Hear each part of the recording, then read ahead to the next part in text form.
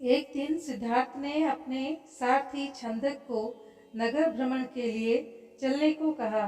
छंदक ने तुरंत राजकुमार के प्रिय घोड़े कंथक को तैयार किया। उस पर राजकुमार को सवार कराकर वो नगर भ्रमण के लिए चल पड़ा। राजा सुद्धोधन ने ऐसा प्रबंध कराया था कि राजकुमार को मार्ग में कोई करुणाजनक दृश्य दिखाई न दे, ताकि उसके मन में विरक्ति की भावना उत्पन्न न हो। जिस मार्ग से उन्हें जाना था उसे स्वच्छ करके सजाया गया था। उस मार्ग पर दोनों ओर सुंदर सुंदर लड़के लड़कियां खड़े थे। जब सिद्धार्थ उनके पास से गुजरते तो वो उन पर फूल बरसाते। कई दुखिया कष्ट का नाम भी दिखाई नहीं दे रहा था। राजकुमार सिद्धार्थ भी उस समय प्रसन्न दिखाई दे रहे थे। एकाएक उनकी दृष्टि कहीं दूर उठ गई। एक झुकी हुई कमर वाला बुद्ध व्यक्ति उन्हीं की ओर चला आ रहा था। उसका मुंह झुर्रियों से भरा हुआ था, आंखें अंदर को धसी हुई थी, हाथ पैर कांप रहे थे। वो लाठी का सहारा लेकर बड़ी मुश्किल से चल पा रहा था। जरा उधर देखो छंदक, सिद्धार्थ ने उस वृद्ध की ओर संकेत करते हुए कहा। उस आदमी की ओर जिसकी कमर झुकी हुई है। मुझे बताओ कि उसे क्या हो गया है। वो इतना असुंदर क्यों है? वो ठीक से चल क्यों नहीं पा रहा? राजकुमार छंदक ने उत्तर दिया, वो व्यक्ति बूढ़ा हो गया है। उसकी आयु अधिक हो गई है। अधिक आयु हो जाने पर व्यक्ति ऐसा ही हो जाता है। तो क्या आयु अधिक हो जाने पर मैं और यशोधरा भी ऐसे ही हो जाएंगे? सिद्धार्थ ने चिंतित स्वर में पूछा। हम भी बूढ़े हो जाएंगे? हम भी असुंदर हो जाएंगे? हम भी ठीक से नहीं चल पाएंगे? सच यही है राजकुमार, छंदक ने उत्तर दिया। ऐसा सभी के साथ होता है। बूढ़ा हो जाने पर मनुष्य की यही दशा होती है। शरीर इसी प्रकार कमजोर और असुंदर हो जाता है। सिद्धार्थ की सारी प्रसन्नता छूमंतर हो गई। उन्होंने छंदक को महल लौट चलने को आज्ञा दी। जब सिद्धार्थ अपने महल पहुंचे तो उन्होंने यशोधरा को अपनी प्रतीक्षा करते हुए पाया। उन्हें उदास देखकर यशोधरा ने पूछा, क्या बात है स्वामी, क्या आप थक गए हैं? नहीं यशोधरा, सिद्धार्थ ने एक लंबी सांस लेकर उत्तर दिया, मैं थका हुआ नहीं हूँ। बात यह है कि आज मैंने एक ऐसे व्यक्ति को देखा जो बहुत कमजोर था। उसका पूरा शरीर कांप रहा था, उसकी आंखें झुकी हुई थी और वो असुंदर हो गया था। छंदक कहता है वो बूढ़ा हो गया। बूढ़ा हो जाने पर ऐसा ही होता है। ये देखकर मेरा मन उदास हो गया। इस प्रकार तो मेरी दशा भी आगे चलकर ऐसे ही हो जाएगी। आप व्यर्थ ही दुखी हो रहे हैं। यशोधरा ने कहा, छोड़िए इस बात को, आप अपने मनोरंजन कक्ष में जाइए। पिताजी ने आपके मनोरंजन के लिए खास नर्तकी और गायिका को बुलाया है। आप वहां जाकर मनोरंजन कीजिए, आपकी सारी उदासी दूर हो जाएगी। यशोधरा की बात सुनकर सिद्धार्थ मनोरंजन कक्ष में चले गए।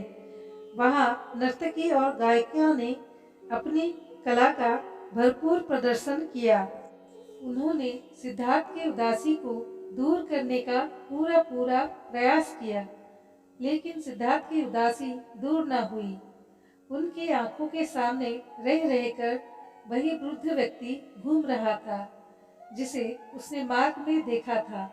वो बार बार ये सोच रहा था कि क्या बूढ़ा होने से बचने का कोई उपाय नहीं है।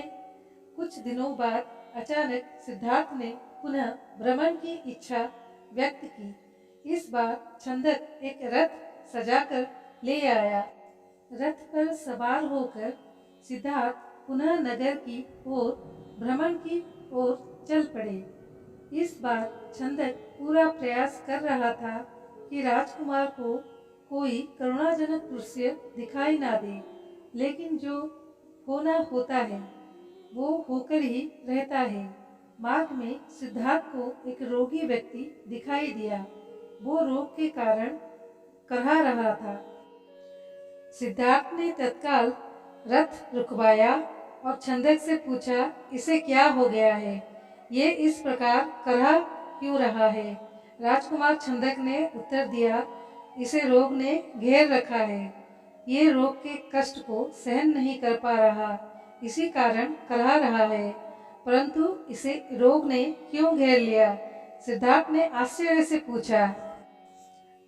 छंदक ने उत्तर दिया, रोग तो बड़े बड़े स्वस्थ व्यक्तियों को भी घेर लेता है, उन्हें भी रुला देता है। इसमें आश्चर्य की कोई बात नहीं है। अपने जीवन काल में कोई ना कोई रोग लगभग प्रत्येक व्यक्ति को हो जाता है। सिद्धार्थ, तो रोग भी मनुष्य को कष्ट पहुंचाते हैं, इनमें भी मनुष्य नहीं बच सकता। मैं भी नहीं बच सकूंगा। अब मुझे भी कोई रोग हो जाएगा तो मैं इसी तरह दर्द से कराऊंगा। छंदक ने रथ को आगे बढ़ाया। थोड़ा आगे चलने पर सिद्धार्थ को एक सब यात्रा जाती हुई दिखाई दी। उन्होंने पुनः छंदक से प्रश्न किया, वो कैसा दृश्य है? 4 व्यक्ति अपने कंधों पर किसे लेकर जा रहे हैं? इनके पीछे कुछ लोग रोते हुए क्यों जा रहे हैं? राजकुमार छंदक ने उत्तर दिया, ये व्यक्ति मर गया है। ये चारों इसके संबंधी है। ये इसके शव को उठाकर शमशान में ले जा रहे हैं। जो पीछे पीछे रोते हुए जा रहे हैं वे इसके कुटुंब के लोग हैं। शमशान में इस मृतक शरीर को जला दिया जाएगा। ये व्यक्ति मर क्यों गया? सिद्धार्थ ने अगला प्रश्न किया। छेदक ने कहा, मृत्यु इस संसार का एक अटल सत्य है। मृत्यु ने आज तक किसी को नहीं छोड़ा। कोई भी व्यक्ति किसी भी समय मर सकता है। ये सुनकर सिद्धार्थ का दिमाग घूम गया। वो ठंडी सांस लेकर सोचने लगे, क्या इसी को जीवन कहते हैं, जिसमें मनुष्य को तरह तरह के रोग घेर लेते हैं, जिसमें कभी भी मृत्यु का आगमन हो सकता है। मनुष्य जब बूढ़ा हो जाता है तो वो दुर्बल और असहाय हो जाता है। उसके शरीर को जलाकर भस्म कर दिया जाता है।